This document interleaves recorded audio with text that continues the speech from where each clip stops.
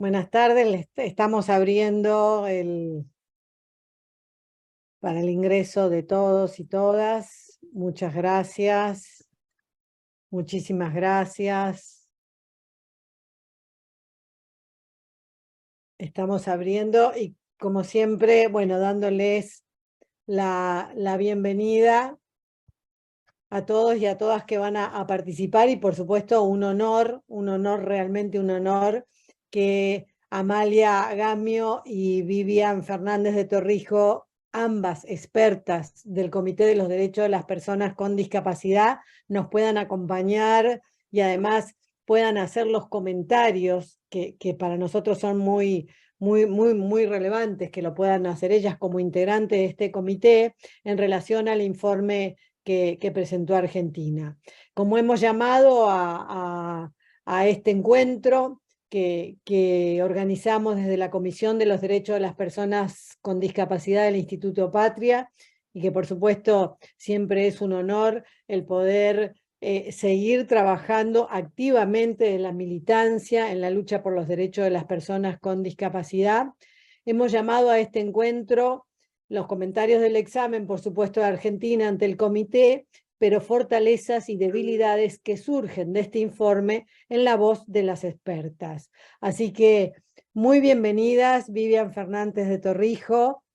Ella es, y me han pedido ambas que sea muy escueta en la presentación, pero yo no puedo dejar de nombrar otras cuestiones y actividades que ustedes tienen como luchadoras. Vivian Fernández de Torrijos es de Panamá, ella es madre de una joven con discapacidad, es una activista ferviente de los derechos de las personas con discapacidad.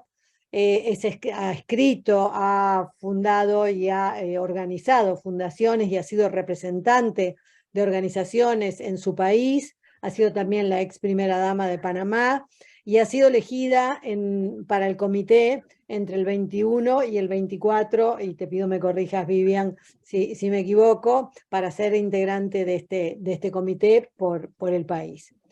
Y Gracias. Amalia, bien. Y Amalia Gamio, ella es abogada, es de México, hace 40 años que es aliada de las personas con discapacidad y es también una defensora feroz, como a ella le gusta adjetivarlo, de los derechos de las personas con discapacidad y una militante, bueno, las dos de los derechos de las personas con discapacidad. Es un placer que nos acompañen y bueno, yo les doy la palabra a ustedes y les voy a pedir al resto de los compañeros y compañeras que hoy están participando y a todos que apaguemos las cámaras porque al estar los intérpretes de lengua de señas se va a quedar solamente la persona que habla y el intérprete de lengua de señas, ¿sí? Brevemente, solamente voy a decir que este fue el segundo informe que hizo Argentina, o que por lo menos la segunda defensa que hizo Argentina. La primera fue en el año 2012 y yo tuve el honor de estar en Ginebra con el comité, junto a Valeria Monópolis, que es parte también de esta comisión, y pudimos participar activamente de todos los comentarios de los integrantes de ese comité y las observaciones, además, más los informes alternativos de las organizaciones de la sociedad civil. Quiero resaltar que para nosotros es muy importante, sobre todo para los activistas, para las propias personas con discapacidad, ¿sí?, el informe que el comité realiza a cada país, porque permite no solamente visibilizar aquellos derechos que aún faltan llevar adelante en cada uno de los países que les toca, en este caso a nuestro país, sino que también permite, ¿sí?, mirándolo desde una perspectiva constructiva, esta evaluación que hace el comité, permite generar una agenda de política pública para llevar adelante en los gobiernos. Por lo tanto, es muy bienvenido todos los comentarios que ustedes nos hagan y ya les cedo la palabra. Muchas gracias. Muchísimas gracias, Silvia Laura. Es un placer. Con mi colega Vivian nos pusimos de acuerdo en que yo voy a hablar primero y después ella. Entonces, En primer lugar, quiero agradecer la invitación que nos hacen. Es un honor estar hoy con ustedes. Y como siempre lo he dicho, ver esta sociedad civil tan comprometida, tan conocedora, es un aliciente para las personas que somos miembros del comité. La ayuda que nos proporcionan siempre, pero especialmente durante los exámenes de país, es invaluable y personalmente se los agradezco.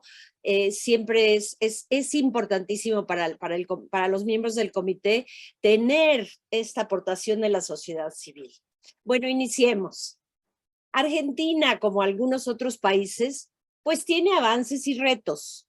No creo mentir si digo que hay más de los primeros, hay más avances, pero que de los segundos, es decir, de los retos, el gobierno requiere hacerse cargo, no entrar en negación para poder avanzar y utilizar esas acciones que significan avance, no con contradicciones, porque ahora lamentablemente hay muchas contradicciones en algunos temas, sino siendo congruente con esos buenos cambios, por ejemplo, los legislativos. Es decir, yo voy a hablar, a comentar del artículo 1 al 17 y mi colega va a continuar con el resto de los artículos, pero por supuesto, si al final cuando yo termine de hablar, si Vivian quieres hacer algún comentario, por supuesto, adelante.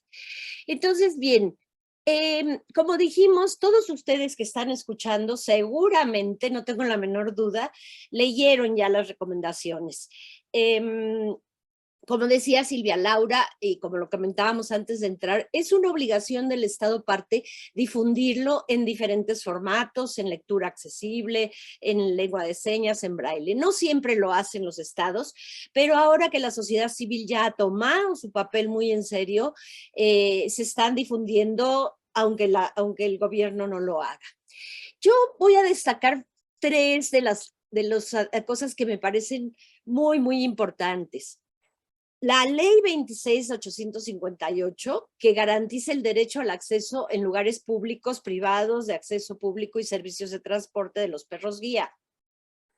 La ley 27.655, modificatoria de la ley 26.130, que prohíbe la esterilización forzada de las personas con discapacidad.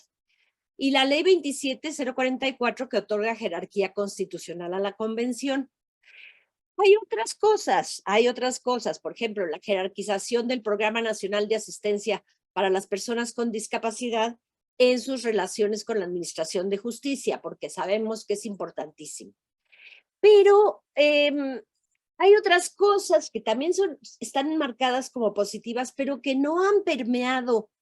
Por ejemplo, el Programa Buenos Aires Libre de Manicomios. Lamentablemente no es solo Buenos Aires, no es solo, y esto a lo largo de toda el informe del Estado parte, hemos notado que hay mucha centralización, ¿no? Es decir, no todo es Buenos Aires, hay muchas áreas rurales, remotas, que no están siendo atendidas de la misma forma. Entonces, por eso no las destaco tanto, pero por supuesto están ahí, ¿no? Están en lo que se felicita al Estado parte. Pero entonces están los principales motivos de preocupación. Y cuando hablamos de los artículos del 1 al 4, pues la persistencia del modelo médico, ¿verdad? Qué difícil está siendo en todo el mundo eliminar este enfoque medicalista. Lo peor del asunto es que en la retórica, todos los estados parte que se presentan a examen nos dicen que ya abandonaron el modelo médico. Sabemos que en la práctica esto es absolutamente falso. Todos los estados parte, incluyendo Argentina, siguen con la persistencia del modelo médico y lamentablemente esa solo renglón, la persistencia del modelo médico, esas 5 palabras, evitan que se apliquen otros derechos de la convención, porque al seguir enfocando con ese modelo médico, por más retórica que haya, no se puede aplicar los derechos de las personas con discapacidad de manera adecuada, ¿no? Después, la falta de actualización del Plan Nacional de Discapacidad. Sabemos por la gran aportación de la sociedad civil, tanto antes del examen como durante el examen, que se convocó a las organizaciones de personas con discapacidad, pero como casi todos los estados, lamentablemente, no se toman en cuenta sus opiniones, ya lo vamos a comentar también más adelante, y es decir, el convocarlo simplemente no es suficiente para cumplir con el artículo 4.3, perdón. Entonces, estas son cosas que preocupan. Lo mismo los términos peyorativos en la legislación, que es tan importante, porque tal vez los estados parte piensan que es algo que pueden ir quitando después, que no es tan importante, pero es fundamental. Si las personas, los legisladores o cualquier abogado del país sigue escuchando esos términos peyorativos en la legislación, muy difícilmente entenderá que es algo que se tiene que definitivamente quitar de la legislación. Y bueno, también las brechas, como ya decía yo antes, del acceso entre los grandes centros urbanos y la ruralidad. Como decía yo antes, no solo Buenos Aires, La Pampa, hay muchos lugares que están todavía muy dejados. Bueno, eso obviamente yo voy a hablar de las preocupaciones, ya sin hablar de las recomendaciones, porque cada una de las preocupaciones lleva unida una recomendación. Entonces, también aquí se habla de la insuficiente participación de las organizaciones de personas con discapacidad y de la falta de criterios claros para la elección y evaluación de los integrantes de diversos mecanismos formales de participación y consulta. Sucede muchas veces que se nombra a algunas personas para que participen en el organismo que va a hacer el seguimiento por parte del Estado parte y piensan que solo por tener discapacidad son elementos idóneos. No siempre es cierto, evidentemente. Lo mismo sucede, por ejemplo, en el comité. Una de las recomendaciones que se hace a los estados que nos eligen a nosotros como miembros del comité es que se tome en cuenta la discapacidad, pero no quiere decir que todos los miembros del comité tengamos que tener discapacidad. 15 tienen discapacidad en este caso y 3 no tenemos. Pero la idea es que sea una persona con discapacidad, pero que tenga el conocimiento profundo de lo que va a vigilar para que se cumpla, ¿no? Y unido a esto, perdón, la insuficiente formación acerca de la convención entre las personas responsables de formular políticas y legislación. Aquí sucede algo muy frecuente en todos los países. Se capacita a un grupo, incluso la sociedad civil contribuye a esa capacitación, pero luego se van esos funcionarios, como va a suceder ahora cuando haya cuando sean las elecciones y haya nuevos políticos presentes, y aquellos que ya estaban formados se van, vuelta de nuevo a capacitarlos y así lamentablemente así es el círculo, ¿verdad? Y eso lo saben las organizaciones de la sociedad civil porque son generalmente quienes participan en esa capacitación. Así que es algo que hay que tener mucho cuidado y que tienen que hacérselo ver a las personas que están en el gobierno. Bueno, ahora pasamos al artículo 5, igualdad y no discriminación. Esta es una situación también muy frecuente en muchos países, que parece ser que con solo decretar que no discriminamos, ya automáticamente está contemplado el asunto, ¿no? Pues no, lamentablemente no. Ahí está la ley 23.592 contra actos discriminatorios que no reconoce las formas múltiples e interseccionales de discriminación ni la denegación de ajustes razonables como una forma de discriminación por motivos de discapacidad. Muy frecuentemente sucede esto en todos los estados parte. No parece darle importancia a que esté claramente en blanco y negro que la denegación de ajustes razonables es una forma de discriminación por motivos de discapacidad, ¿no? Otra situación que notamos en Argentina es que con ese mapa nacional de discriminación que hicieron, aumentó la discriminación hacia las personas con discapacidad siendo uno de los primeros motivos de discriminación. Entonces, claramente, no solo con decir que se cuenta con un plan, ya la situación está resuelta, ¿no? Y claro, la falta de un plan nacional contra la discriminación con perspectiva de discapacidad. Esa es otra cosa que cuesta mucho trabajo, horizontalizar toda la legislación. Y algo importantísimo en este punto de la no discriminación es la falta de mecanismos accesibles de denuncia y reparación, tan fundamental. Ahora que ya tenemos las directrices sobre desinstitucionalización, es por primera vez se contempla claramente la justicia restaurativa. Porque, como sabemos, la justicia restaurativa se pensaba para grupos en los cuales había habido guerra, sus derechos habían sido violados sistemáticamente en forma grupal, y ahora claramente se reconoce que a las personas con discapacidad se les han violado sus derechos en forma grupal y por lo tanto son,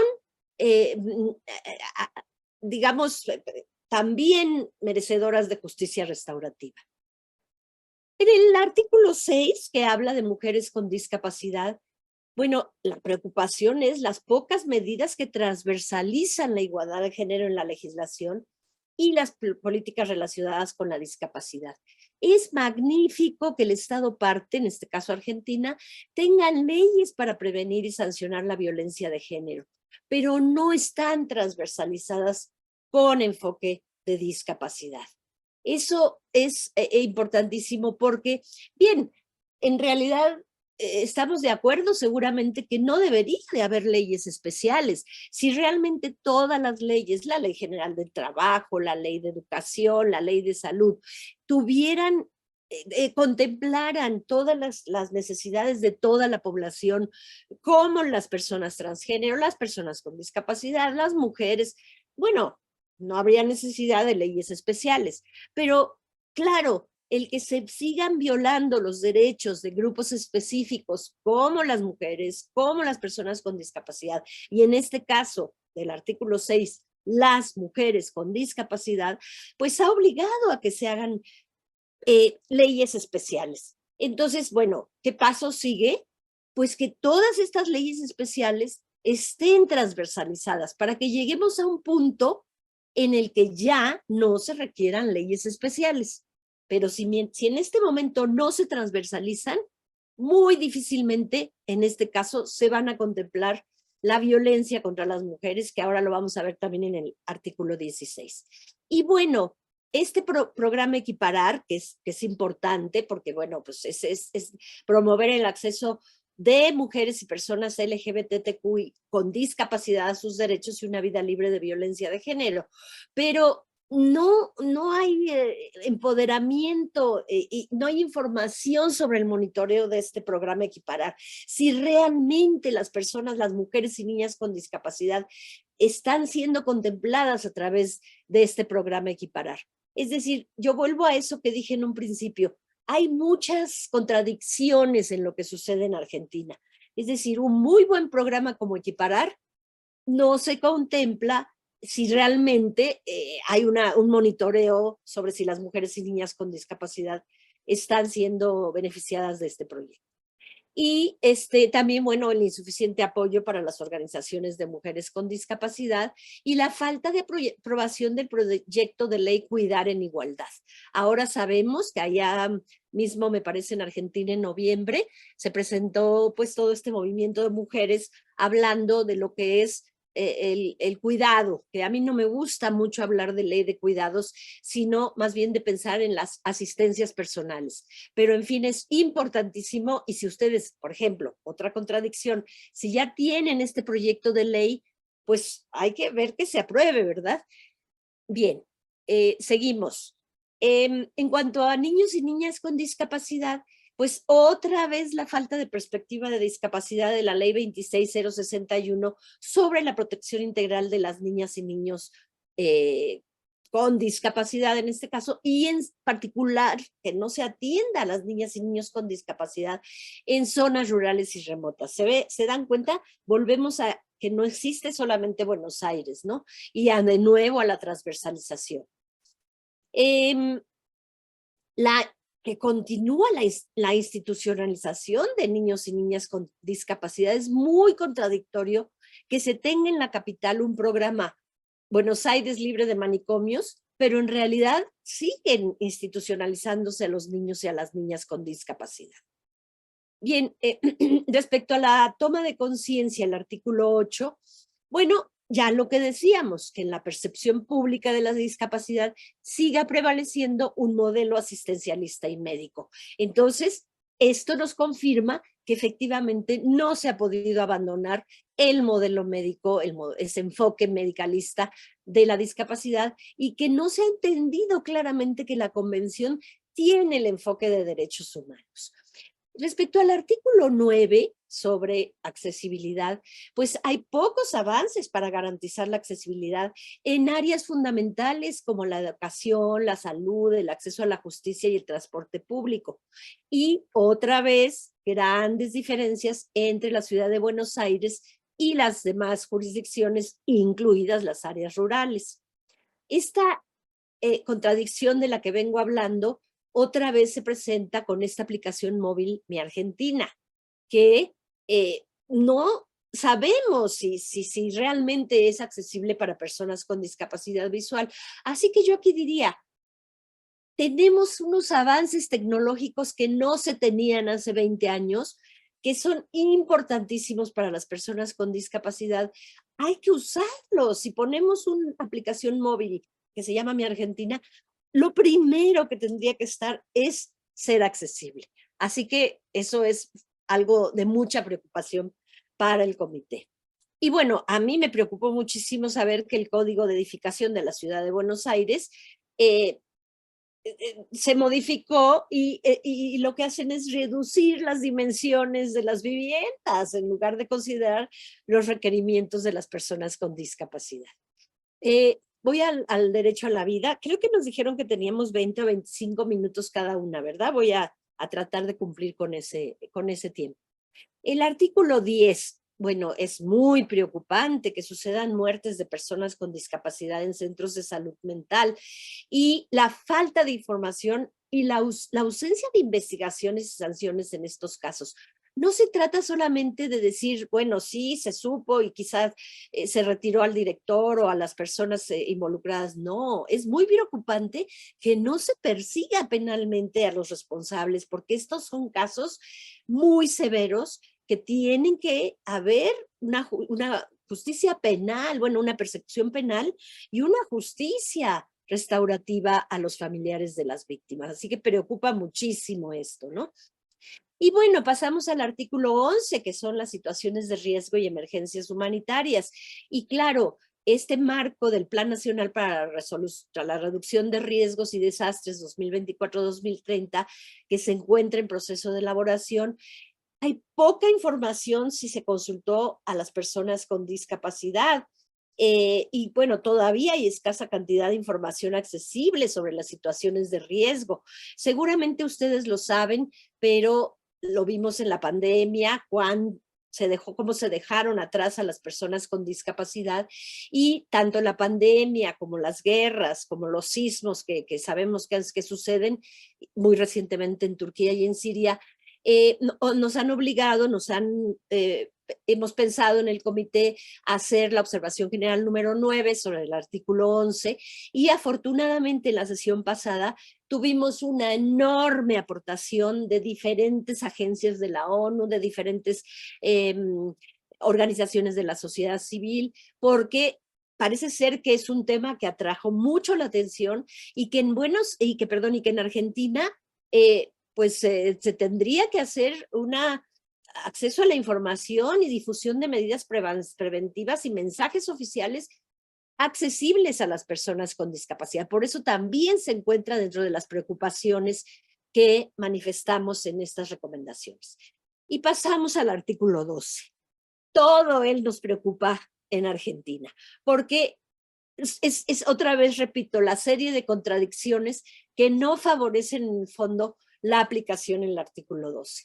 O sea, pese a los avances, el Código Civil y Comercial de la Nación adoptado por la ley 26.994 de 2014, mantiene la posibilidad de restringir el ejercicio de la capacidad jurídica, en particular de personas que, y lo ponemos entre comillas, padecen una adicción o una alteración mental permanente o prolongada, y permite las figuras de la incapacitación y la curatela, claramente dichas en los artículos 31 y 42. Esto es muy preocupante, porque nosotros, yo hablo como latinoamericana, pues creíamos que Argentina, junto con Perú, Colombia y otros países, estaban siendo pioneros en esto de de llevar a la implementación real el artículo 12, y bueno, sí ha sido un poco decepcionante lo que estamos viendo que sucede en la Argentina. También la ausencia de información sobre el número de personas sujetas a los regímenes de capacidad restringida y la limitada restricción de las sentencias judiciales para restaurar la capacidad jurídica. Son muchas las que están estas sentencias venidas del pasado y que no se han revisado. Y que en contradicción con el modelo de derechos humanos, la designación judicial de apoyos implique la restricción de la capacidad jurídica. Entonces, eso es algo, insisto, muy contradictorio, y solo se considera a las curadurías oficiales como posibles proveedores de apoyos. Es decir, hay muchas contradicciones en las cuales se nota que el Estado aparentemente quisiera hacer algunos cambios, pero que no ha acabado de entender que si se modifica una legislación para, por ejemplo, en este caso, la aprobación, es decir, implementar el artículo 12, van a venir en cascada muchas otras necesarias modificaciones, porque si no, no se va a poder. Si hay falta de salvaguardas y de mecanismos accesibles de denuncia, si el beneficio de la persona en el proceso judicial de determinación, el uso del criterio de beneficio de la persona en el proceso judicial de determinación de la capacidad jurídica con pocas salvaguardas, entonces no vamos a tener un cumplimiento adecuado del artículo 12. Y esto, claro, va sumado al artículo 13, que también tiene muchas contradicciones. Mientras el acceso a la justicia no contemple ajustes de procedimientos, ajustes razonables, accesibilidad en todas sus formas, enfoque de género, enfoque de edad, no se podrá llegar realmente al acceso a la justicia. Es necesario tomar en cuenta, y aquí les pido que me permitan compartir la pantalla solo para mostrarles algo que me parece importante. No sé si ya tengo facilidad de compartir. Sí, creo que sí. Estás habilitada. Entonces, aquí comparto esto porque viene al caso. Estamos hablando, sí, perdón, de que hay que apegarse a los principios y directrices internacionales sobre el acceso a la justicia de las personas con discapacidad, que se promulgó en el 2020 a inicios de la pandemia. Posiblemente por eso no ha tenido la difusión adecuada. Entonces aquí el gobierno de Argentina tiene que revisar esas directrices porque son fundamentales para el acceso a la justicia. Y aquí algo también muy importante es el limitado alcance de la capacitación de los operadores de justicia, y se valora especialmente el diagnóstico médico otra vez cuando,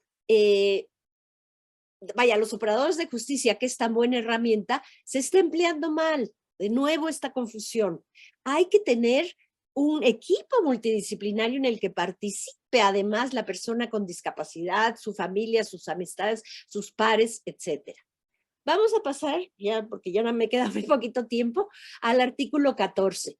Y bueno, las disposiciones del Código Penal argentino y del Código Penal procesal penal de la provincia de Buenos Aires permiten la privación de la libertad. Esto es gravísimo.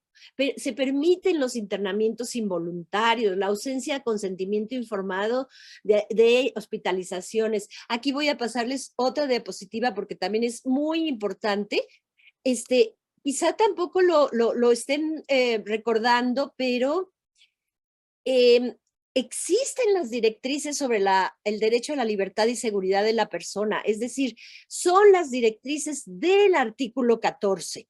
Y claramente, bueno, yo aquí nada más les puse lo que lo que involucran estas directrices: la introducción, el derecho a la libertad y la seguridad de la persona, la prohibición absoluta de recluir a una persona en razón de su deficiencia, pero dejé bien claro el de internamiento involuntario o no consentido en instituciones de salud mental. Tiene el Estado parte que revisar estas directrices sobre el artículo 14, como se los recomendamos en estas observaciones finales. Paso al artículo 15, porque ya me queda muy poquito tiempo.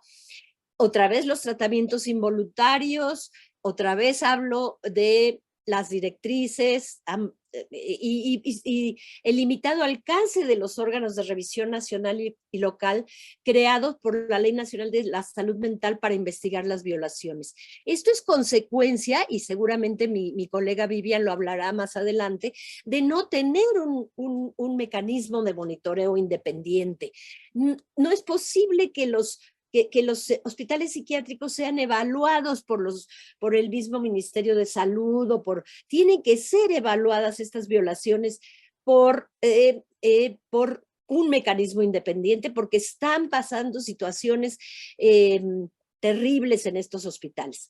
Y el artículo 16, que les dije que íbamos a volver a él, porque nosotros hablamos muy específicamente sobre la violencia basada en el género, sobre la violencia de las mujeres y niñas con discapacidad. Es decir, ellas se enfrentan a una violencia para acceder a la justicia y ellas tienen un alcance limitado de la línea telefónica 144 y del Programa Nacional Acompañar, porque justamente lo que yo decía antes, no se transversaliza, no se piensa en esto. Y quiero decirles que en el comité, en el grupo de mujeres y niñas con discapacidad, seguimos detectando que las mujeres y las niñas con discapacidad siguen siendo el grupo que enfrenta la mayor violencia, la mayor violación de sus derechos. Así que el Estado parte argentino tiene que poner muchísima atención en este artículo 16, especialmente mujeres y niñas con discapacidad. Y finalizo con el artículo 17, que, bueno, nuevamente volvemos a la persistencia de esterilizaciones y abortos forzados y es decir, la ley 27.610 establece que si la sentencia judicial de restricción a la capacidad jurídica impide prestar el consentimiento para interrumpir un embarazo o la persona ha sido declarada incapaz judicialmente, deberá prestar su consentimiento con la asistencia de un representante legal o, a falta de una persona allegada. Eso es terrible. Estos cambios legislativos son fundamentales porque de otro modo seguimos reforzando la discriminación en contra de las mujeres con discapacidad. Con esto termino, me disculpo porque me excedí un poco del tiempo y cedo la palabra a mi colega Vivian Fernández de Torrijos, por si quiere agregar algo a lo que ya dije o si quiere continuar, y al final estoy abierta para cualquier pregunta o comentario. Muchísimas gracias. Muchas gracias, Amalia, muchísimas gracias. Le damos paso a Vivian. A ver, Aquí estoy. Aquí estoy, gracias. No, perfecto, Amalia, sí. Excelente tu presentación. Bienvenidos todos nuevamente y gracias por la invitación. Otra vez un gran día hoy. Los felicito por la aprobación de esta ley del lenguaje de señas. Yo sé que hoy es un muy buen día, de verdad. Excelente para la Argentina. También los quería felicitar por la creación de ese Fondo Nacional para la Inclusión Social de las Personas con Discapacidad.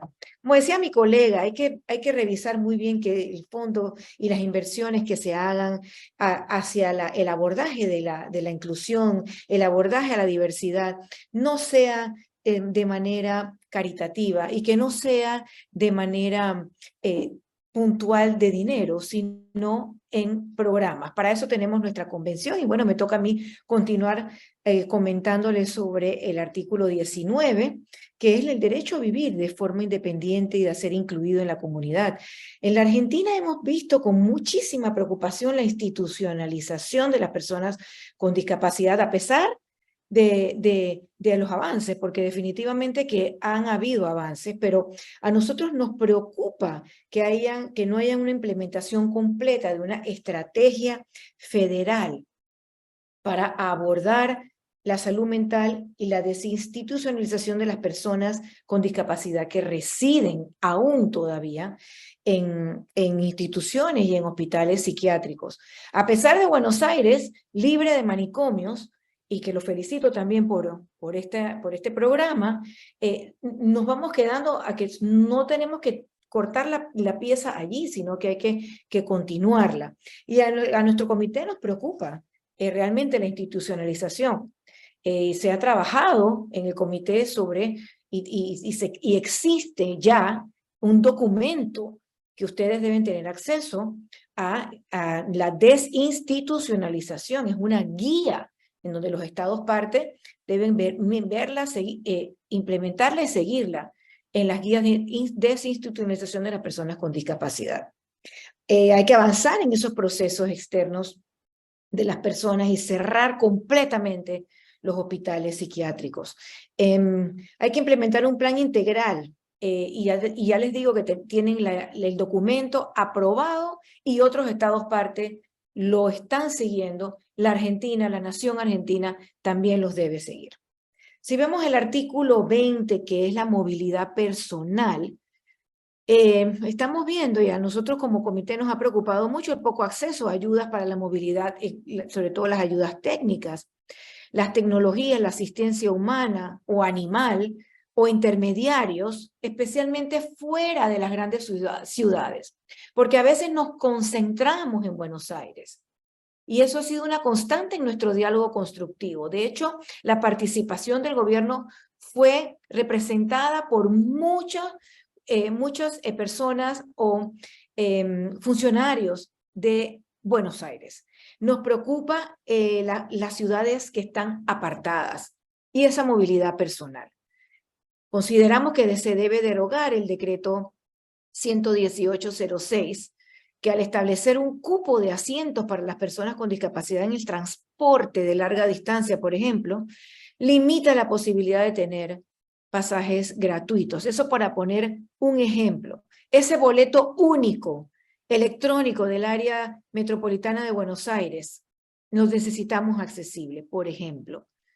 Nosotros hoy día tenemos estas observaciones, entrando ahora en el artículo 21, y nos gustaría, por ejemplo, que teniendo la libertad de expresión y opinión al acceso de información, nos gustaría saber si estas observaciones van a tener el acceso en lenguaje de señas, el acceso en braille, el acceso en lenguaje fácil de entendimiento, de manera que todos puedan estar entrar en el acceso a la información que les atañe, en la información que les afecta.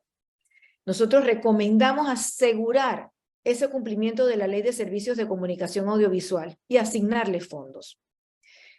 Vamos a tener que garantizar también que las entidades bancarias cumplan con esa normativa para la inclusión financiera de las personas con discapacidad.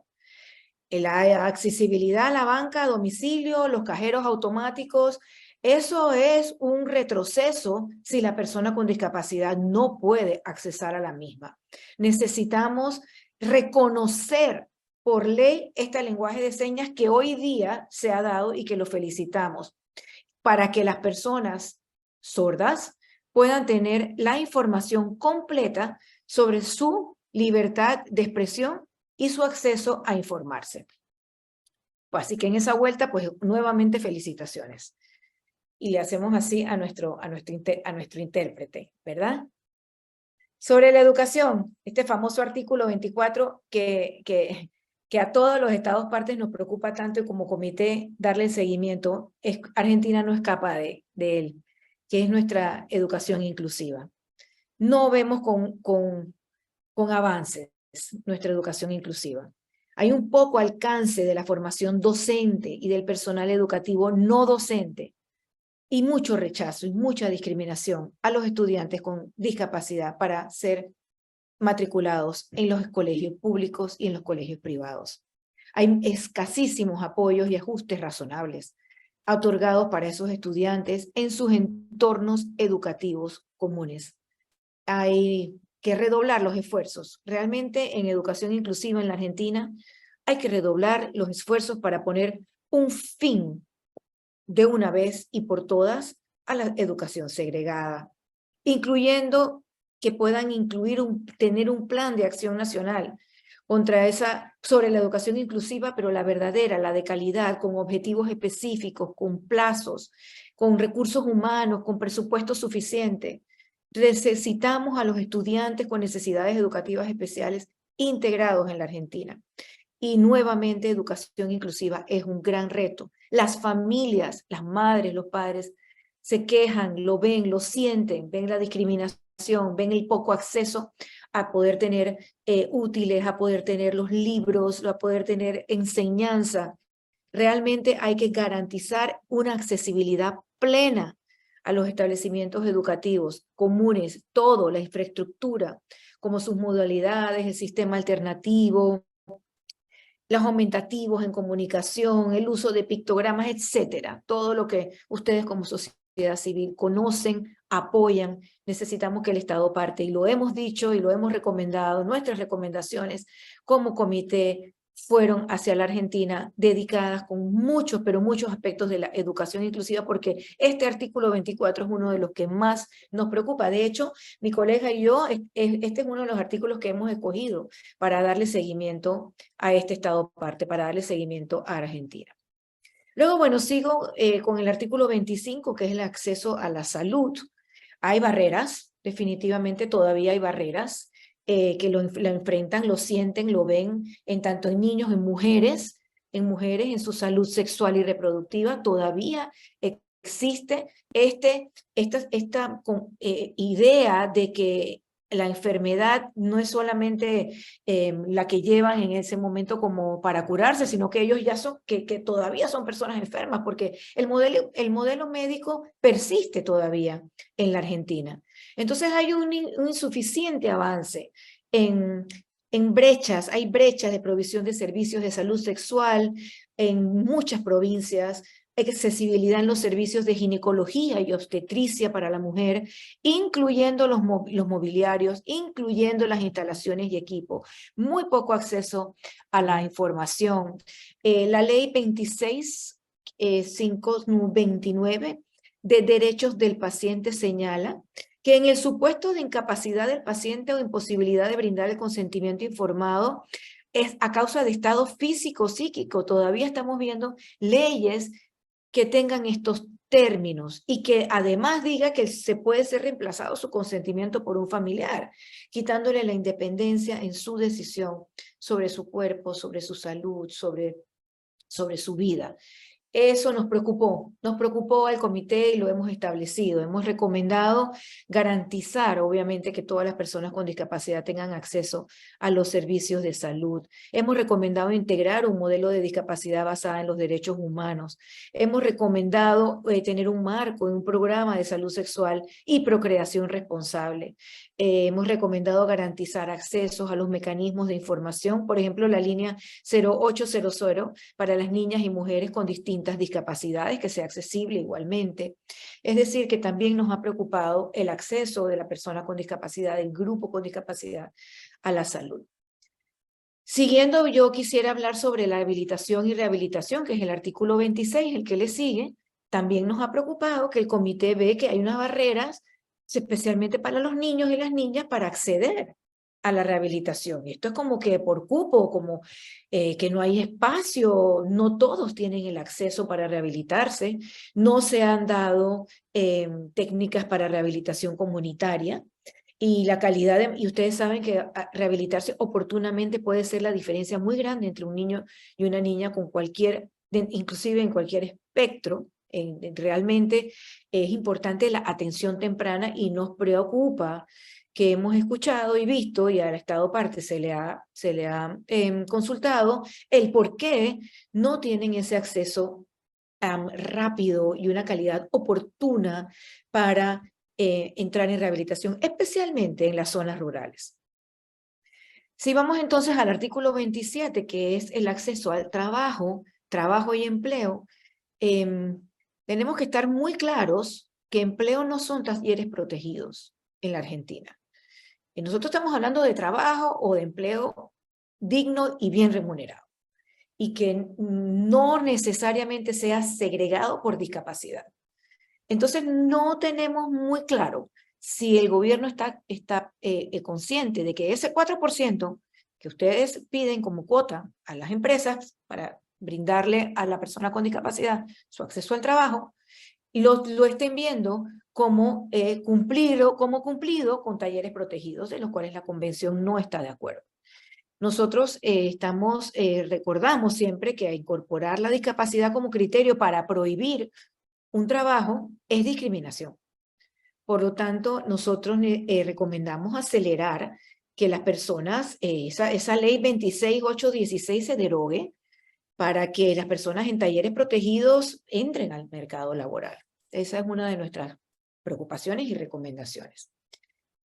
Si seguimos en nuestro artículo 28, que es el nivel adecuado y protección social de la vida, vimos en el comité, todos, esa insuficiencia de un sistema de protección social para cubrir los costos adicionales que le cuesta a una persona con discapacidad vivir y que le cuesta a una familia con hijos con discapacidad solventar. Y no vimos muy claro que hayan suficientes fondos para eso. Realmente cuesta mucho, pero esto no es un acto caritativo. Esto es una forma de apoyar a la persona con discapacidad en su entorno, en tener el acompañamiento adecuado, pero acompañamiento igual que mi colega Amalia no lo veo como un acompañamiento de ayudas, sino ni de dependencia, sino al contrario, un acompañamiento hacia la independencia, pero que se requiere. Y necesitamos reforzar un sistema de protección social basado en la convención, en nuestra convención, para garantizar ese nivel de vida adecuado en todo el país y poder cubrir esos costos adicionales que están relacionados a la discapacidad y que eso es una realidad. Oficialmente es así. En Argentina también, si vamos al artículo 29, que es la participación en la vida política y pública, ahí nos hacíamos las preguntas de cuántas personas con discapacidad están en esta nueva campaña que ahorita está por concluir. ¿Cuántas mujeres con discapacidad van a estar dentro de las nuevas diputaciones, en corregidoras, candidatas a puestos de elección popular? ¿Cómo ha estado ese balance en estas elecciones? Porque son las más cercanas las que tenemos, pero nosotros estamos preocupados de no ver mucha participación, es muy escasa.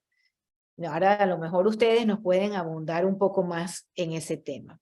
Nosotros recomendamos promoverla, siempre recomendamos promoverla y revisar esas leyes que aseguren el respeto de un voto autónomo a la hora de elegir, que la persona con discapacidad vaya a elegir quiénes van a gobernar su país.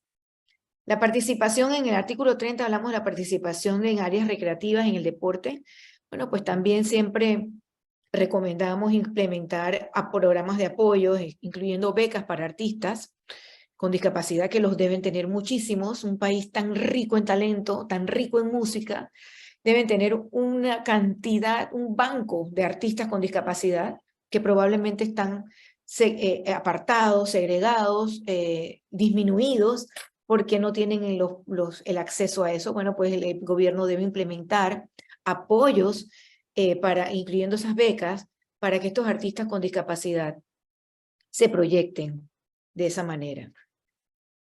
Luego vamos a ver esas obligaciones específicas en los artículos 31 y 33. Hay muy pocos datos. Este es un país muy grande, como para no tener los datos tan específicos y segregados en factores de edad, sexo, tipo de deficiencia, tipo de apoyo necesario, la orientación sexual, la identidad de género, la situación socioeconómica, el origen étnico, el lugar de residencia, si están o no institucionalizados, si están o no escolarizados, si han pasado por hospitales psiquiátricos. Esa información es muy pobre. No tenemos de la Argentina realmente algo que nos diga, bueno, vamos a tener una disposición. El corto cuestionario del grupo de Washington y el marcador de políticas sobre la inclusión que se dio o que se da en el censo, yo sé que tuvieron muchas dificultades para que el censo de vivienda del 2022 se diera porque hubo un limitado alcance, así que tampoco tenemos No seguimos sin tener información ni del censo, ni de un estudio de prevalencia, así que tenemos muy poca información en la Argentina para saberlo, y eso nos preocupa, y eso es parte de la convención que ustedes tienen que seguir. Y otra parte, también ahora que viene el artículo 32, es el poco alcance de la asistencia técnica de la ANDI a otros organismos estatales para poder transversalizar el acuerdo, nuestro tema, para poder transversalizar la discapacidad, la perspectiva de discapacidad en todo. Y como dijo mi colega, nosotros esto ha sido un tema que lo conversábamos inclusive hasta en pasillos. ¿Cómo es posible que tengan un organismo que supuestamente es el mecanismo de observación y que esté debajo de ANDI? Ustedes requieren de un organismo independiente, con los recursos, y que esté en el seguimiento, en cumplimiento de los principios de París. No puede haber un mecanismo debajo de ANDI que sea independiente. Puede ser que tengan un mecanismo de observación, está muy bien, y que ANDI lo tenga para que ellos mismos, que ustedes mismos como nación, como gobiernos, se entiendan de que se están observando ustedes mismos, pero independiente no lo existe y no puede estar debajo de del gobierno. Es que no cabe duda de que esa parte como que no encaja. Un organismo independiente no está debajo de una institución del gobierno. Entonces, bueno, estas son algunos, terminando ya porque este fue el último artículo, son algunos de las reacciones que hemos tenido y que ha sido contemplado en un diálogo que fue muy constructivo, que fue un diálogo fuerte, pero certero, y que estamos seguras, estoy segura que Amalia también lo dice así, que fuimos escuchados como comité. Así que bueno, por allí termino esta parte abriendo a mi colega su micrófono para completar. No sé, Amalia, si se me quedó algo en el tintero, se me chispoteó. No, al contrario, felicidades, Vivian. Me parece que fue una exposición muy atinada. A mí lo que me gustaría es invitar a las personas a que nos digan, sobre todo, particularmente me interesa mucho saber qué está pasando con la nueva ley de salud mental. Bueno, los invitaría a que nos dijeran qué piensan de estos comentarios que les hicimos, y aparte, cómo va esto primero de la ley para las personas con discapacidad y la nueva ley de salud mental. Entonces, Silvia, te pediría que abriéramos, ¿no?, las preguntas. Bueno, muchas gracias a las dos, Vivian y Amalia, muchísimas gracias, fue muy claro, y mientras ustedes hablaban, bueno, la verdad que había comentarios y algunas preguntas que les voy a leer. Siempre yo voy a apagar mi cámara para que quede Gabriel como intérprete, pero voy a leer una de las preguntas. Bueno, no se identifica, pero dice: el artículo 24 muchas veces se malinterpreta. La educación de niños sordos y sordas es inclusiva cuando es en lengua de señas argentinas, ¿no? Los padres creen que eso es discriminar. ¿Qué opinan, Vivian? Es para ti, Vivian, esta. ¿Qué opinas? Sí, bueno, me gusta mucho la pregunta, Artículo 24, educación inclusiva, definitivamente que no, porque los chicos que tienen audición baja o que tienen discapacidad auditiva o sordos necesitan expresarse en lenguaje de señas, y necesitamos el lenguaje de señas para ellos, y que lo aprendan, y que los profesores y que los docentes y que el personal administrativo también se basen en eso para poderse comunicar con los estudiantes que lo requieran, definitivamente. Bueno, muchas gracias. Y ahora, bueno, invitamos a todos o a escribir o a hacer respuesta a esta pregunta. Saben que pueden pedir y levantar la mano para hacer estas preguntas que invitó ya hay varias manos levantadas, Silvia Laura. Ah, bueno, yo no los veo, pero voy a ir dando lugar. Dame un minuto, así vamos a esas preguntas. A ver. Creo que primero está Valeria Monopoly. Ah, muy bien, Valeria. Ahí está. Valeria. Ahí está, gracias, Silvi. Sí, por la pregunta que traía Amalia sobre la consulta de la nueva ley de salud mental, Amalia, que bueno, yo pongo en conocimiento de todos los que están acá que yo fui parte de la delegación del Estado en esta oportunidad porque trabajo en la Secretaría de Derechos Humanos, así que me toca acompañar el proceso de diálogo constructivo con el comité. Y una preocupación que teníamos desde el Poder Ejecutivo era que hay muchos proyectos de ley de reforma de la Ley de Salud Mental que son regresivos con relación a la Convención. Es decir, que en lugar de proponer seguir avanzando en garantizar los derechos que establece la Convención, proponen un retroceso del estilo de permitir internaciones con menos resguardos de los que permite la Ley de Salud Mental o sin controles, cosas de ese estilo. En ese sentido, la verdad que la mayoría de los proyectos que nosotros conocemos que están en trámite en el Congreso van hacia ese lugar. De manera tal que no sé si podría calificarlos como nueva ley de salud mental. La ley de salud mental de Argentina es del año 2010 y lo que hay en este momento son varios proyectos que pretenden reformarla en un sentido regresivo, fundamentalmente porque hay casos que toman estado público que se empiezan a debatir en los medios y respecto de los cuales se plantea que el problema de algún problema de violencia, de agresión que se haya tenido en la vía pública o digamos, de alguna situación que podría considerarse un delito cometido por alguien que presenta un padecimiento mental, tiene que ver con que no se lo pudo internar por la ley de salud mental, porque la ley de salud mental pide que se pase por ciertos recaudos antes de habilitar una internación, porque es entendida como una privación de la libertad.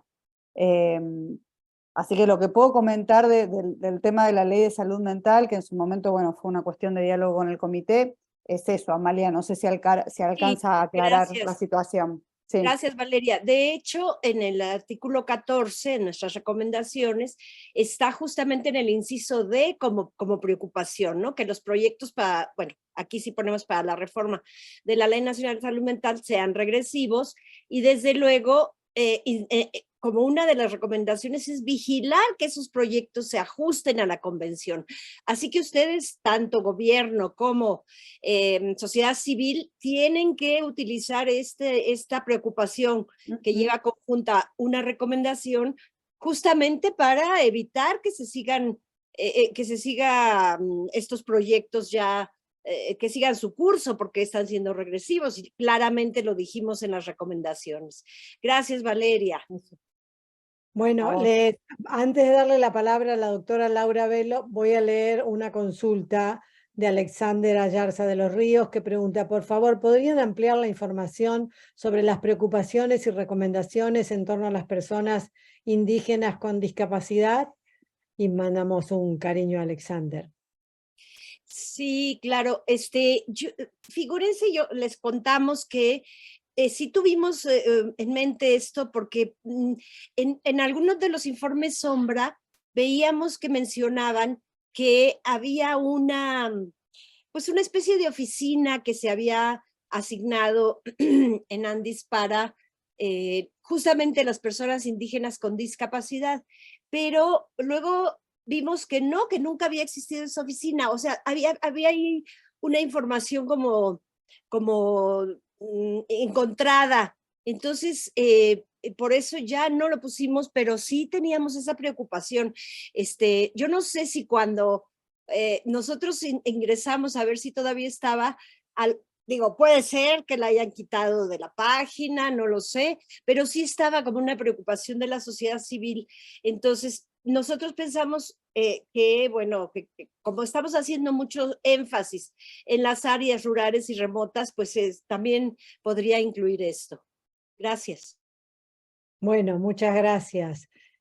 Puedo hacer un comentario posterior a este tema que algo conocemos, pero vamos a la doctora Laura Velo, que levantó la mano, y después un comentario y una consulta de las escritas en el chat. Laura.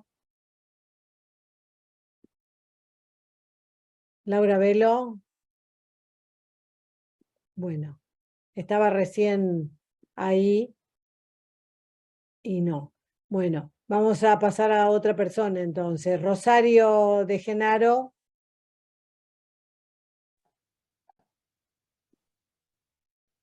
Hola, buenas tardes a todos. Mi nombre es Rosario de Genaro. Yo actualmente trabajo en Agencia Nacional de Discapacidad con las urgencias.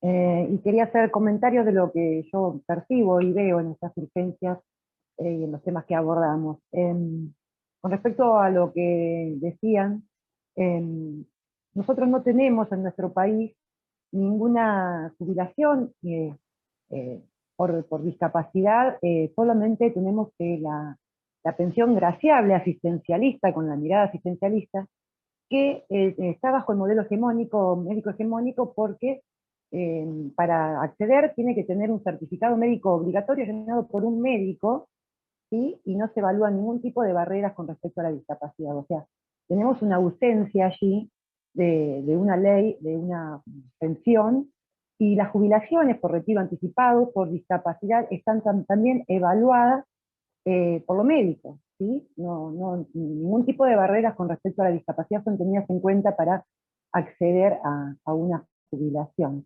Eso es una deuda que tenemos y no estamos avanzando, y es un motivo por el cual también, por la falta de empleo y demás, tienen en situación de pobreza a las personas con discapacidad, y esto influye totalmente en su calidad de vida para el resto de los demás derechos, ¿no? Eso. Gracias, Rosario. En línea a lo que planteaba Rosario, hay una consulta también en el chat de Valeria Monópolis que dice: a mí me gustaría saber qué opinión tienen de la política de certificación de la discapacidad vigente en Argentina y también en otros estados. Lo consulto porque al ser una política focalizada parecería estar en tensión con el enfoque de derechos humanos, pero a la vez hay recomendaciones del comité de fortalecer esta política. Bueno, si me permites, definitivamente que la convención sí lo apoya y además de todo nos gustaría tener a una población con discapacidad certificada, pero hemos escuchado de la nación argentina por parte de la sociedad civil de cómo se siente la familia y la persona con discapacidad de discriminada o de segregada o a veces inclusive hasta con un estigma a la hora de presentarse para recibir su certificación.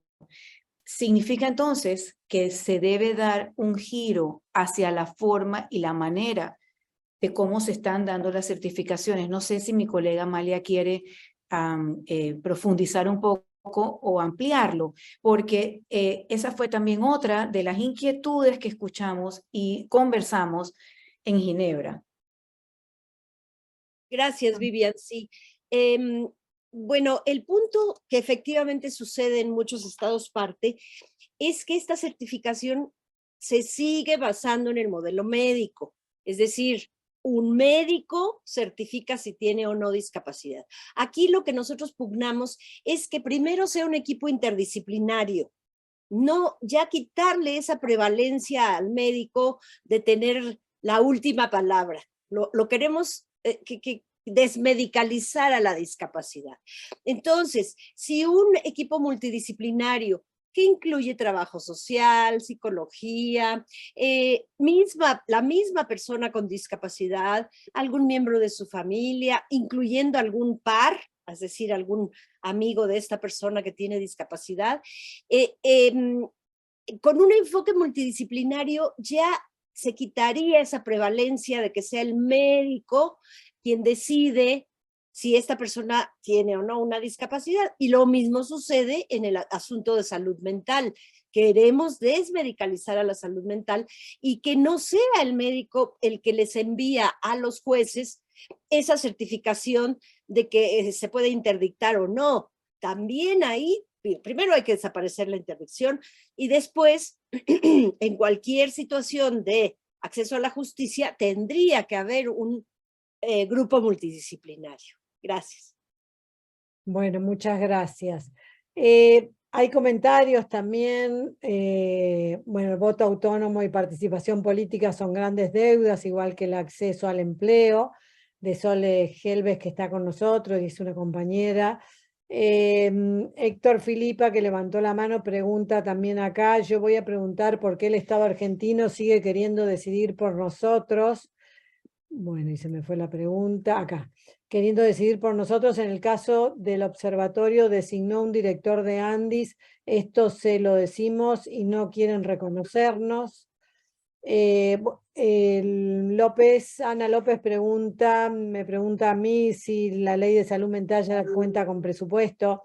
Ana, no desconozco el presupuesto que tiene asignado en este momento. La ley determina que tiene que ser un 10%, pero no lo conocemos, no lo podemos verificar. Sole Helbert dice, puedo responder sobre la nueva ley de discapacidad, lo que no se dice a las organizaciones de la sociedad civil. Bueno, Sole va a estar en el cierre junto con nosotros. A la ley del año 2010 creo que se reglamentó y por algunos años no se le asignó presupuesto.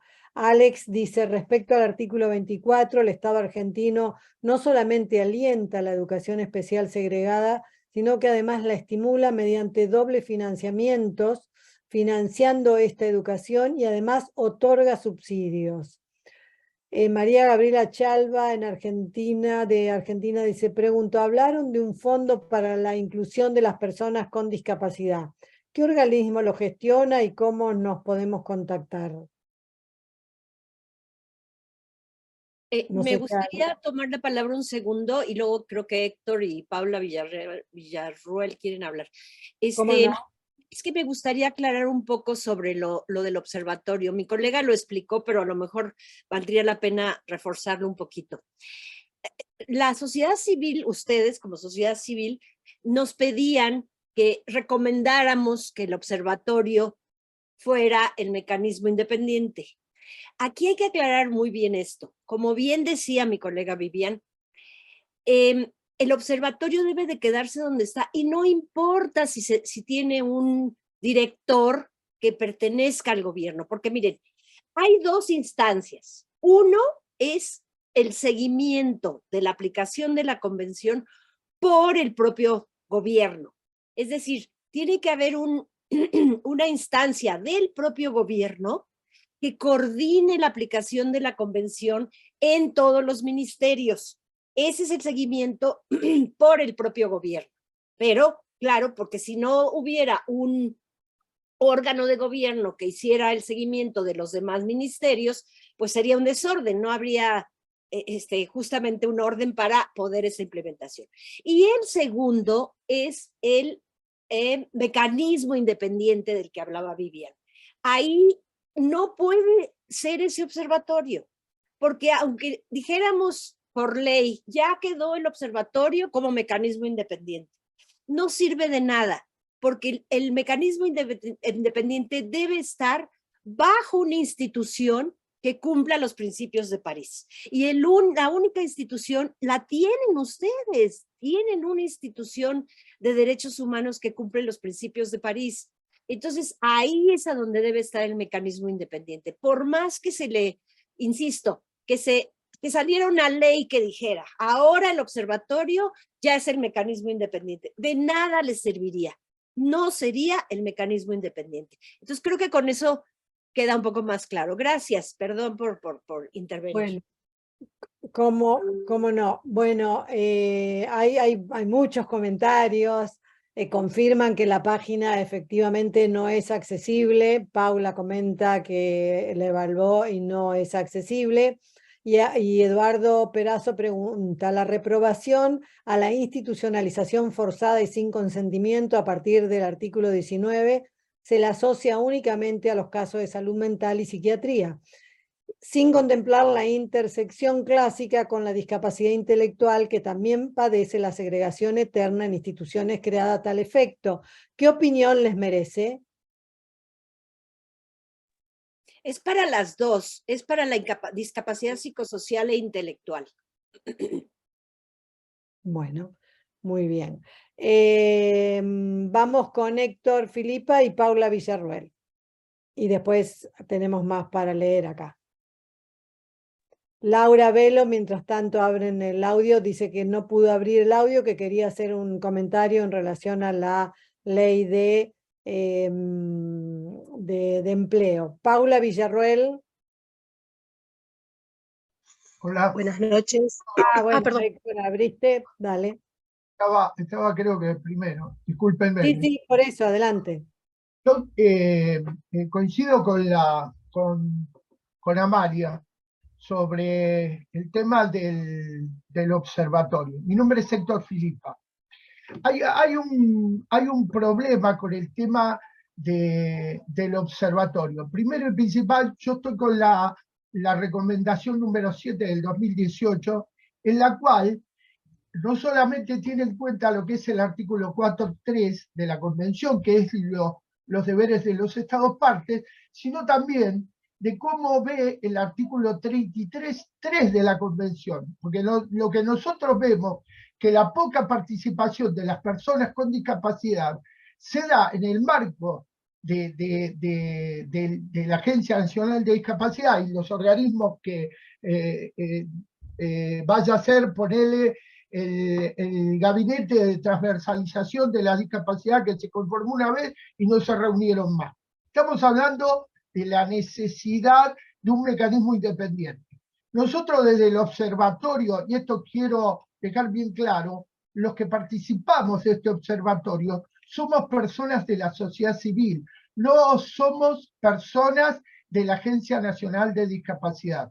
La Agencia Nacional de Discapacidad no acepta las recomendaciones del año 2018, sobre la recomendación número 7, sobre que los Estados partes deben procurar la participación de las organizaciones de personas con discapacidad y las personas con discapacidad. Por el contrario, durante un año y medio que nosotros hemos estado sin director en el observatorio, no solo que no nos ha financiado, sino que también no ha promulgado para que las organizaciones pudiéramos desarrollar nuestro trabajo independientemente. Independientemente de esto, nosotros hemos elevado al Estado argentino un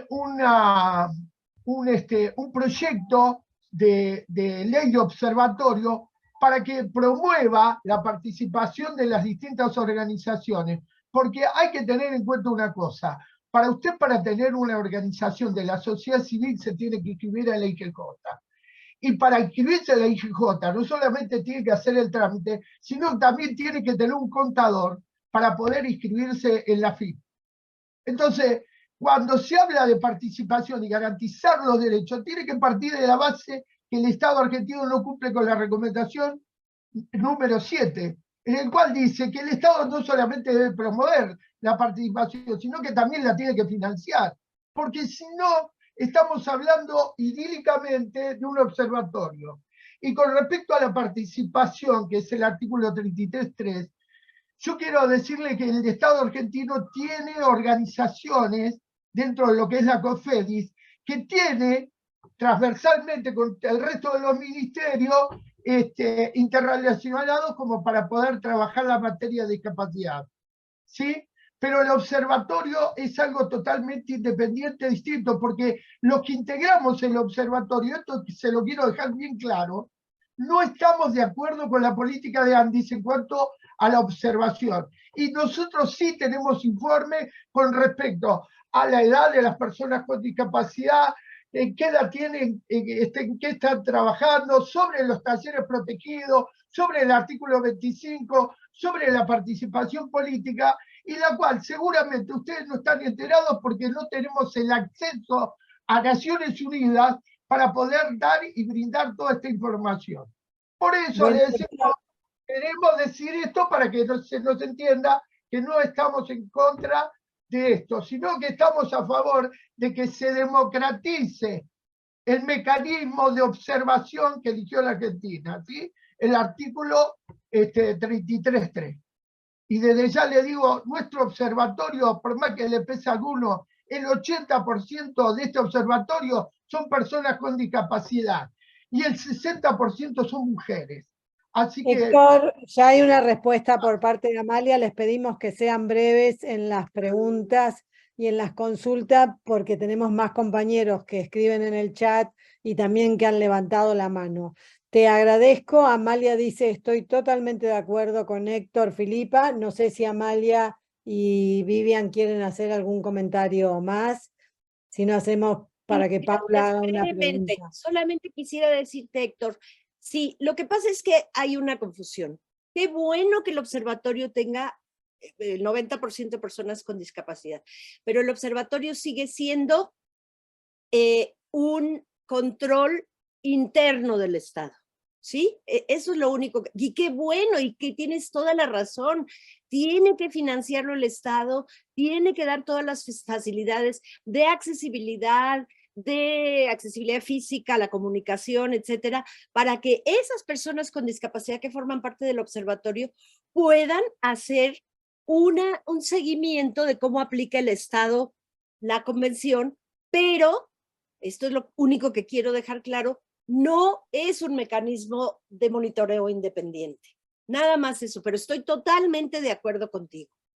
Muchas gracias, Amalia. Voy a leer una de las preguntas. Perdona, disculpa porque, perdona porque perdón. esa fue la parte que conversé yo y también quería dejarlo bien claro. Ojalá existieran muchos más observatorios y que tuvieran personas con y sin discapacidad y que incluyan familias también. Pero la convención pide que exista un mecanismo independiente, como lo acaba de explicar mi colega, independiente, que observe que toda la convención se está cumpliendo. Y eso ahora mismo no está. Ese es el punto. Gracias. Gracias, Vivian. Dos preguntas más y ya también le voy a dar la palabra a Sole Gelbes, que va a estar conmigo en el cierre. Valeria vuelve a hacer otra pregunta por el chat y dice, por otro lado, con relación a la participación de la sociedad civil y tomar en cuenta sus opiniones, les consulto cómo debería proceder el Estado cuando la sociedad civil no tiene una posición uniforme en cuanto a lo que solicita, es contrario a la convención. Por ejemplo, cuando solicitan que el certificado sea eterno, que no tenga límites. ¿Cuál es la opinión? Bueno, sí, ese del certificado eterno tiene sus contradicciones, ¿no? Por un lado, las personas con discapacidad intelectual que sabemos que su condición no va a cambiar en lo absoluto, pues es muy favorecedor para ellos, ¿no? Y por otro lado, lógicamente, personas con otro tipo de discapacidad que podrían agregar una discapacidad o podría complicarse su discapacidad, no les conviene el certificado permanente. Bueno, es un poco contradictorio, tendría que analizarse con más detalle. Gracias.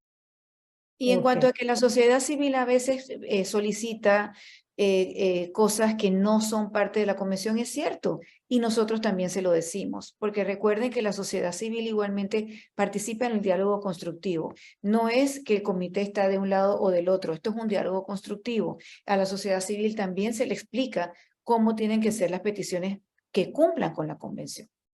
Muy bien. Gracias, Vivian. Hay una pregunta a la doctora Velo y dice, ¿cómo puede el observatorio hacer llegar el informe a la ONU? ¿No? También hay un mecanismo, si ustedes lo quieren explicar, de cómo presentar los informes. Lo contesté ya por escrito en el chat. Bueno, muchas gracias. Paula Villarruel, entonces tu consulta. No, buenas noches. Hermoso el espacio de conversación.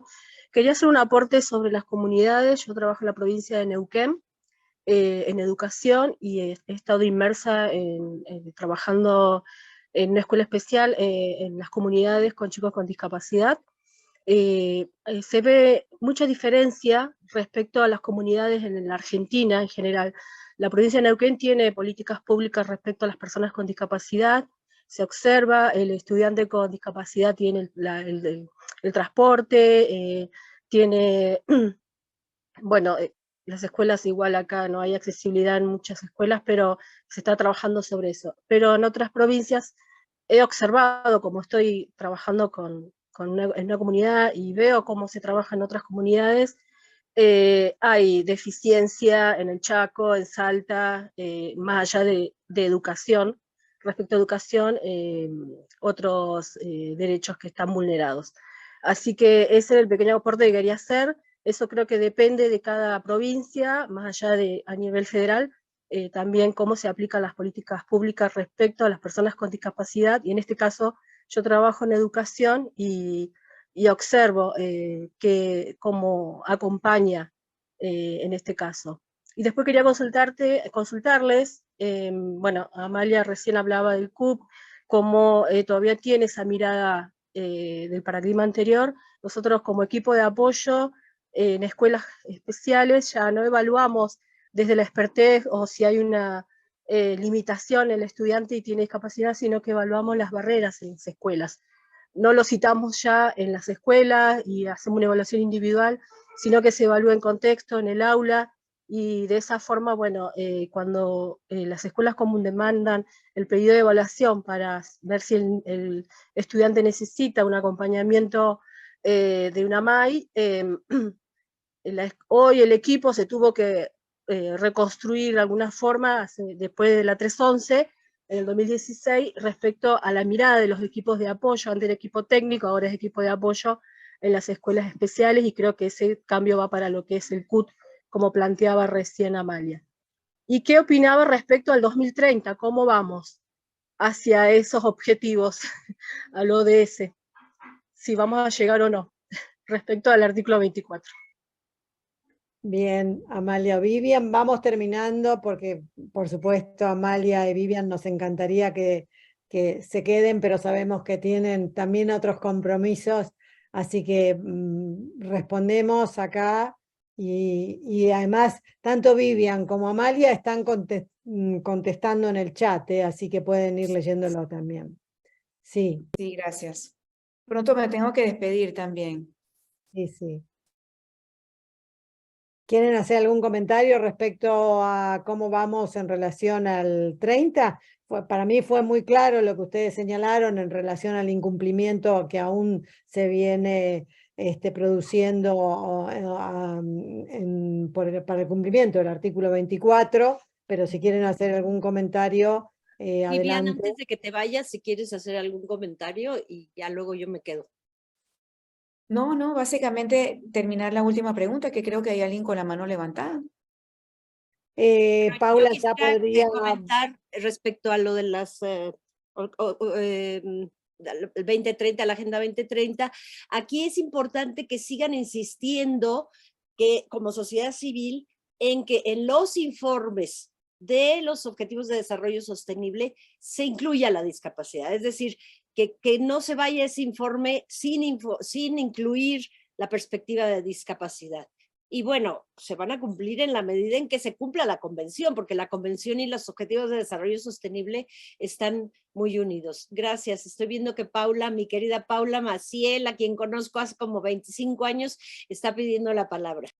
Sí, le damos la palabra a Paula y bueno, y también quería leer una pregunta de Carolina Burgos que dice, ¿qué pasa si se cierran los talleres protegidos con las personas con discapacidad que allí trabajan y aún no están insertados o no son aceptados dentro del sistema laboral? Andis, que es la agencia, presenta propuestas interesantes, pero para una ciudad, en los pueblos es algo inalcanzable, ¿no? Esto tiene que ver con la falta de federalización que ustedes señalaron en el informe también, Carolina. No sé si Amalia... Ahí estás, Paula. Bienvenida, te escuchamos. Última pregunta y Sole Helve cerramos. Hola Amalia, un gusto escucharte. Y primero quería señalar que el informe que yo tengo sobre mi Argentina se refiere sobre todo a la aplicación, porque la página es un poquito más amigable, tiene algunos defectos, pero la aplicación tiene barreras, por ejemplo, para lo que implica el reconocimiento biométrico del rostro de la persona. No me voy a extender, simplemente comentar que ese informe existe y que lo pongo a disposición de quien lo necesite. Y respecto de la ley de los derechos de pacientes, la cuestión es que muchas veces no se respeta tampoco la opinión, ya no digamos de los pacientes, sino tampoco de las familias. Durante la pandemia hubo protocolos específicos sobre cómo proceder ante la internación de una persona con discapacidad,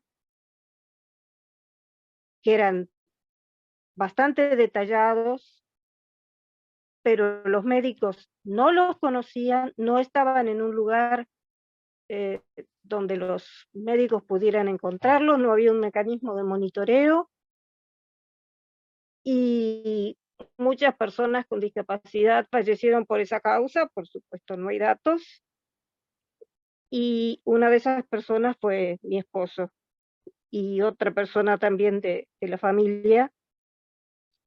Por lo tanto, digo, la cuestión de la violencia o la falta de derechos en el sistema médico necesitaría un seguimiento específico, no solo en salud mental,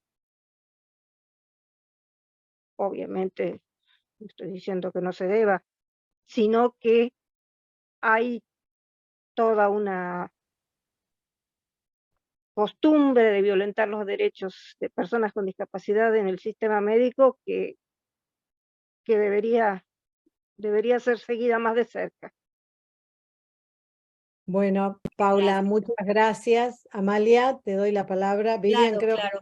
En primer lugar, quisiera decir que efectivamente el asunto de los servicios de salud, todos los estados parte escuchan salud de las personas con discapacidad e inmediatamente asocian con rehabilitación. No entienden, obviamente no lo han entendido, así como no han entendido que hay que quitar el enfoque médico, no entienden que la salud de las personas con discapacidad implica, bueno, todo lo que pasó, como bien dice Paula, en la pandemia, la falta de información, el triage famoso en el que parecía que las personas con discapacidad no valían y tenían que estar al final de la lista para un ventilador y todo eso. Pero además, por ejemplo, si una mujer usuaria de silla de ruedas tiene que prevenir el cáncer, bueno, pues no tienen mastógrafos adecuados para el uso de la silla de ruedas, y así podríamos multiplicar los ejemplos, pero eso casi nunca lo informan los estados parte porque, insisto, asocian rehabilitación, personas con salud de las personas con discapacidad e inmediatamente piensan en rehabilitación e informan sobre rehabilitación y no sobre todas estas cosas tan importantes, así que estoy de acuerdo.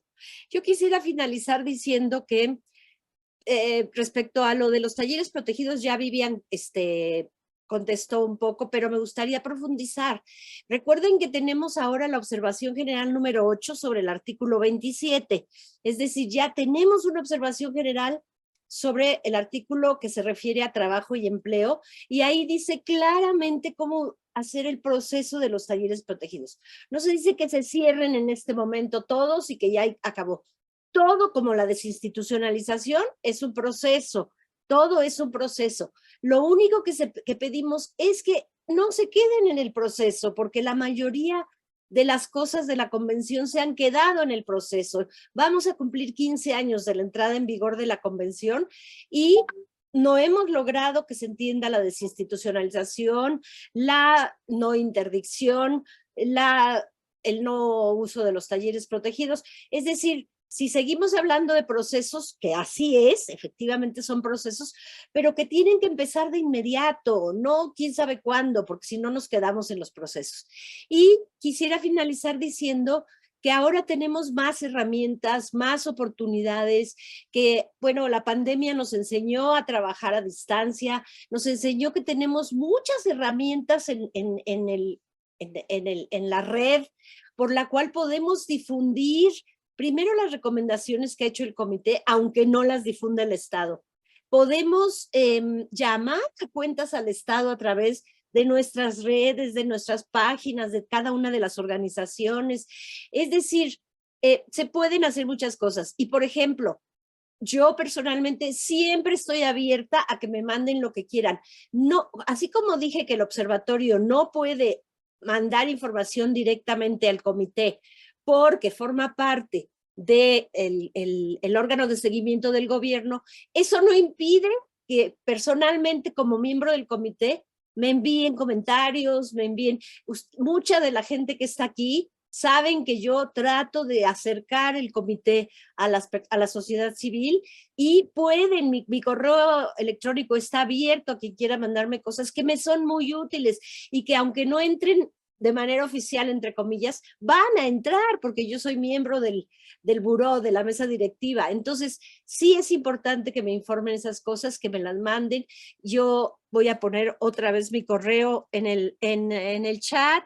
Siempre contesto los correos, no siempre con la inmediatez que quisiera, pero nunca dejo de contestar un correo.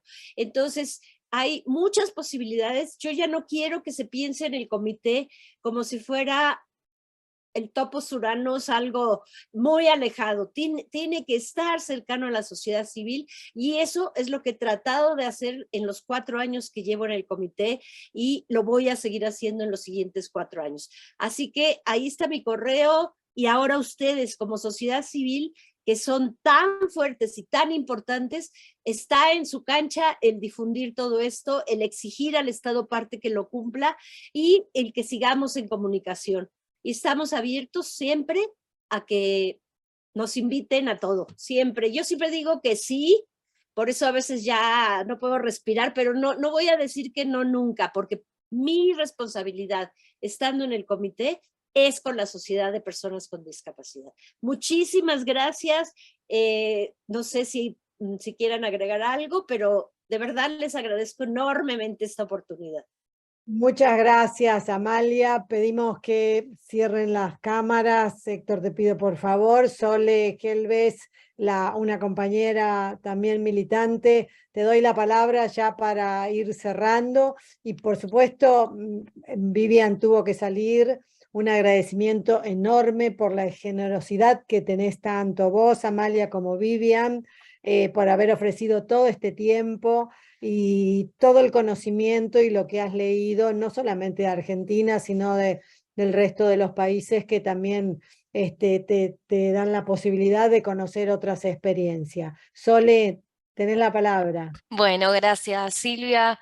Yo quería cerrar diciendo que no nos olvidemos todo lo que tenemos, que no es una perspectiva optimista, digamos, ingenuamente optimista. Tenemos mucho trabajo por delante, pero tenemos muchísimas herramientas para seguir trabajando. Tenemos la posibilidad, porque ya la utilizamos, de generar informes alternativos como herramienta también de acercamiento al comité. Tenemos las observaciones, tenemos estas últimas recomendaciones que Amalia nos ha recomendado que las utilicemos, que las demos a conocer, que desde ahí exijamos.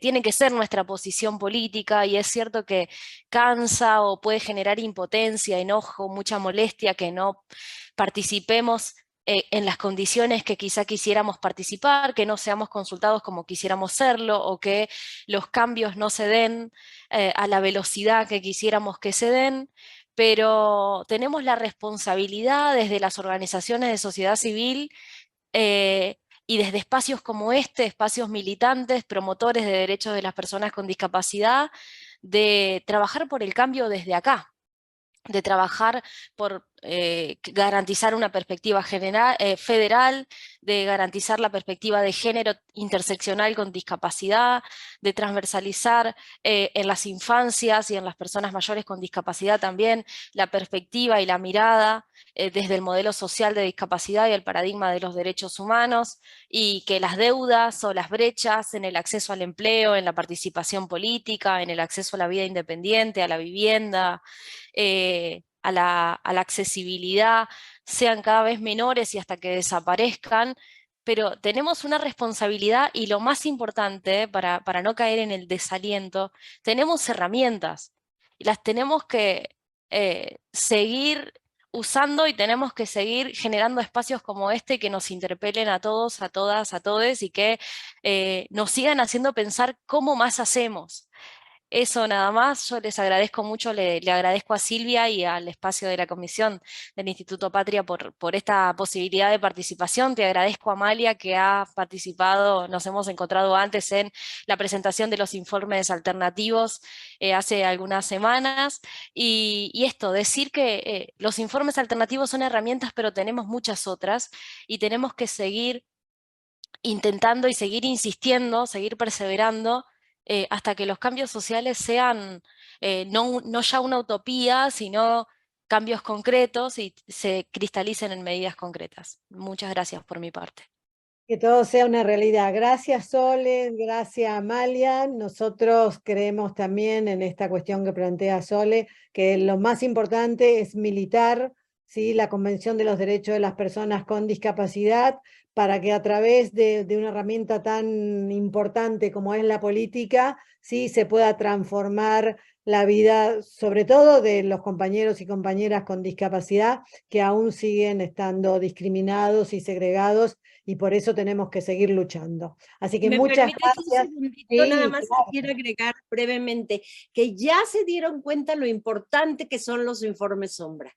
Se dieron cuenta porque está completamente reflejado en las recomendaciones y para nosotros es fundamental. Y yo apoyo lo que dice Sole, hay muchas herramientas, como yo les digo a otros colectivos, estamos así de cerca. Para las personas que no me ven, estoy haciendo la forma de muy poquito con mis dedos. Estamos así de cerca de lograr lo que hemos luchado en mi persona desde hace 40 años. Ahora sí lo veo más cerca. Nunca había visto yo una sociedad civil tan empoderada y tan decidida. Eso me hace estar convencida de que estamos muy cerca ahora sí de lograr que los derechos de las personas con discapacidad sean reconocidos. Así que no aflojemos el paso, sigamos. Como dice Sole, a veces dan ganas de darse por vencido. Yo lo sé porque, como digo, tengo más de 40 años en esto, pero me siento satisfecha de no haberme dado por vencida porque estoy viendo que ahora sí estamos muy, muy cerca. Muchas gracias por la oportunidad y conmigo cuentan siempre. Muchas gracias, Amalia. Terminamos con una frase de nuestro querido Galeano que nos trae Paula Villarroel al chat. Dice, mucha gente pequeña en lugares pequeños, haciendo cosas pequeñas, pueden cambiar el mundo. Así que con esta frase tan alentadora también, y este recuerdo a Galeano, nuevamente agradecerte mucho a vos y a Vivian, y un abrazo gigante desde Argentina. Muchas gracias a los intérpretes y a todos los que estuvieron participando. Chau, chau. Muchas gracias.